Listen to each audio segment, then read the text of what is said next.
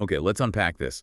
We're about to dive into the life of a scholar whose writings survived, well, years of brutal imprisonment, directly defied powerful kings and emperors, and whose work, maybe 7 centuries later, is still a major global fault line. Yeah. We're talking about the truly uncompromising figure of Ahmad ibn Taymiyyah. And our mission today is really to dig into the source material and understand two absolutely critical things. First, the historical crucible that created him. He was born into just a chaotic age defined by collapsing empires and the terrifying existential threat of the Mongol invasions. Right. And second, we need to trace why his kind of radical call for reform remains so potent and, let's be honest, often fiercely contested even in the modern world. We absolutely have to establish the setting because it explains so much about his intensity. Yeah. The year is 1263 in the Middle East. Just 5 years before that, in 1258, the Mongol armies had utterly destroyed Baghdad. Mm-hmm. The end of the Abbasid Caliphate. Exactly. The historical heart of centralized Islamic authority, just gone. Ibn Taymiyyah was born right into that aftermath, that cataclysm, in the Syrian city of Haran. It really was an age of, you could say, existential dread. I mean, the political and social structures people had relied on for centuries were just dissolving, replaced by siege and fear. So for a young scholar. Yeah, for a young scholar, the question was immediate. If the traditional institutions had failed, catastrophically failed, to protect society, where did true strength and correct leadership actually lie? That's the question hanging over everything. And that instability, it came for his own family very quickly. He was born into a family of respected scholars who followed the Hanbali school of jurisprudence. Right, and that's a crucial detail for you to keep in mind. The Hanbali school was already known then as perhaps the most literal and often the strictest of the four major Sunni legal schools. So it gave him a certain foundation. Exactly. This background gave him the foundation to be a serious traditionalist, but importantly, one who felt empowered to challenge authority, any authority, if he believed it was deviating from the earliest sources. So when the Mongol threat got too close, his family did what many did.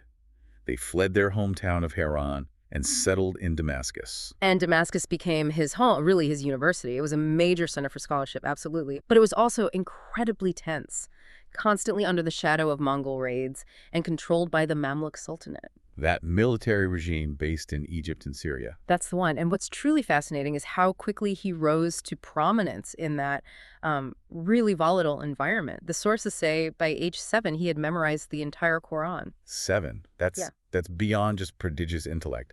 It suggests a singular focus from childhood. Absolutely. And his students later in life would make claims that seem almost unbelievable today, that he had this legendary, almost photographic memory. Like he could recall entire books. Word for word, citing sources, chains of transmission, instantly. That's the claim. He spent his teens just absorbing hadith, logic, theology, law, under the top minds in Damascus. But the sources make it really clear that his knowledge wasn't just, academic window dressing. It was coupled with this fierce, almost uncompromising sense of justice. Mm-hmm.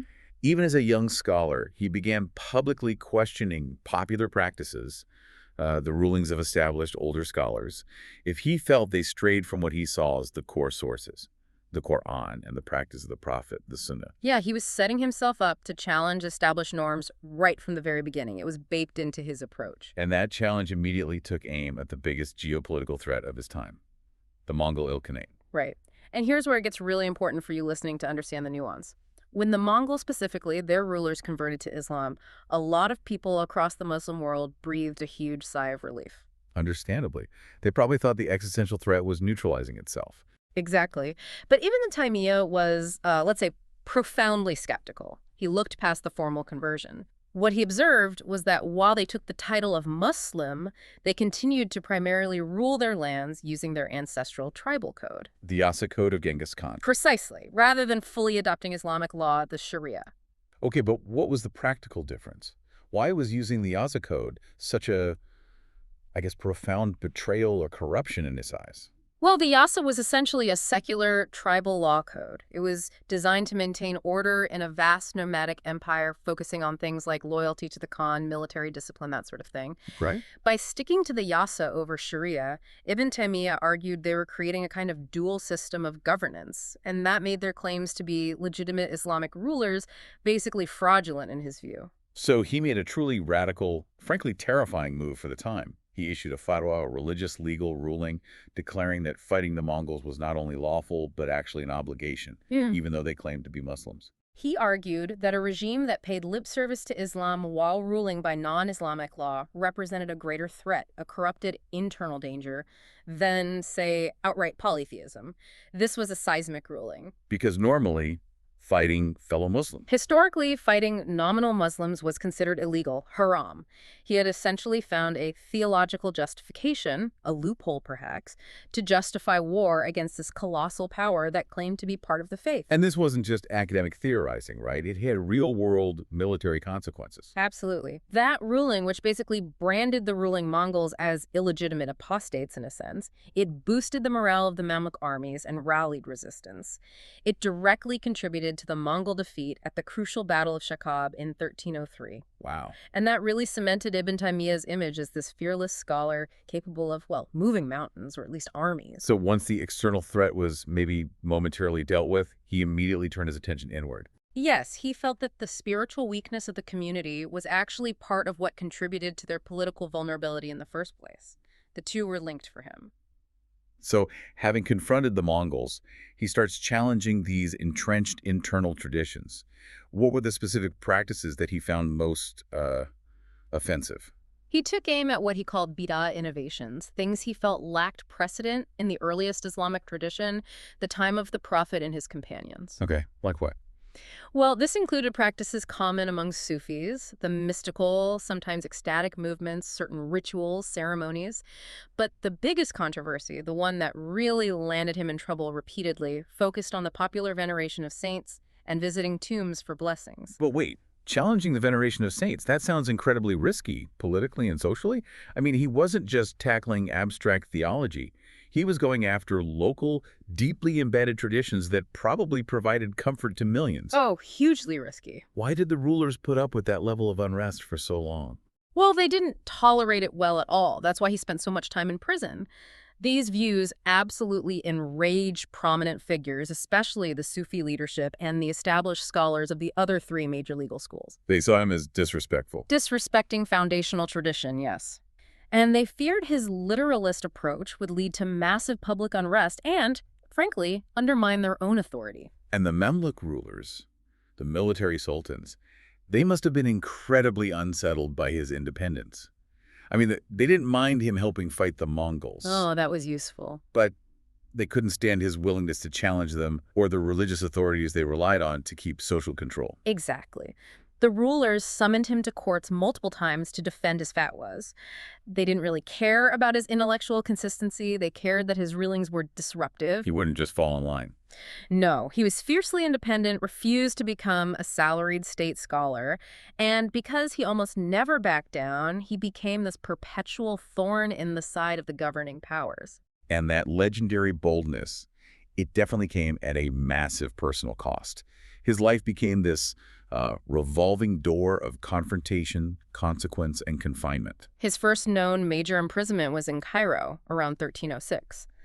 And that was triggered by his controversial theological views on the attributes of God. Specifically, his refusal to allegorize certain descriptions of the divine found in the Quran and Sunnah, which many other scholars felt was too literal, almost anthropomorphic, projecting human qualities onto God. So, specific theological points were landing him in jail, not just the big political fatwas about the Mongols. Right. But his jail terms, they didn't silence him. Not even close. How did he maintain his influence then? Locked up? Well, that's the true sign of his resilience, his commitment. Yeah. He used his time in prison not just for contemplation, but for intense writing. He was sending out major treatises on theology, law, governance, right from his cell. And the minute the Mamluk authorities released him, he would often just resume his confrontations. He proved he was a man of action as well as words. He even rejoined the Mamluk army at the Second Battle of Shakab in 1313 after one release. He was just relentless. Yeah. So his final imprisonment began in 1326 back in Damascus. And this time, the Mamluk regime really tried to cut him off completely, didn't they? They did. They took away his books and, crucially, his ink and paper. They restricted his ability to write. It was a clear attempt to finally erase his influence. But didn't quite work. No. The sources tell this amazing story, really, about how his legacy was preserved. His students, deeply loyal to him, were allowed short visits. Knowing he couldn't write, they would diligently memorize his spoken words, arguments, rulings, thought. Just memorizing everything he said. Basically, yes. To ensure his teaching survived even when the state had taken away his physical tools. It's quite remarkable. He died behind bars in 1328, but despite this constant, decades-long clash with the authorities, the public reaction to his death was astonishing. It really was. Accounts state that tens of thousands attended his funeral in Damascus. People were apparently climbing onto rooftops just to get a glimpse of the procession. That speaks volumes about the popular respect he commanded, despite the official condemnation. Absolutely. And it's noted in the records that even some of the judges who officially sentenced him recognized his genius. Higher-ranking judges often consulted him directly, informally, for legal rulings, despite his lack of any official court position. He was just that knowledgeable. And there's that fascinating nugget about his legal philosophy, too, regarding justice. Yes. He specifically and forcefully criticized the use of torture and forced confessions in investigations. He insisted that justice must always be based strictly on evidence, rejecting coercion. Which feels remarkably modern for the 14th century. It really does. A strong insistence on due process based on the sources as he saw them. So his physical life ended in that prison cell, but his intellectual legacy was immediately picked up and carried forward. Yes, primarily by his incredibly devoted student, Ibn Qayyim al-Jawziyah. He tirelessly collected, expanded, and disseminated his teacher's vast body of work. He was crucial. And Ibn Taymiyyah's influence clearly didn't stop with his immediate followers. It seems to have reverberated across continents and centuries.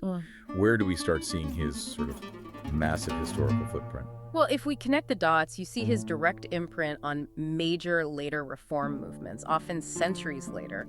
For example, Muhammad ibn Abd al-Wahhab in 18th century Arabia. The founder of the Wahhabi movement. Exactly.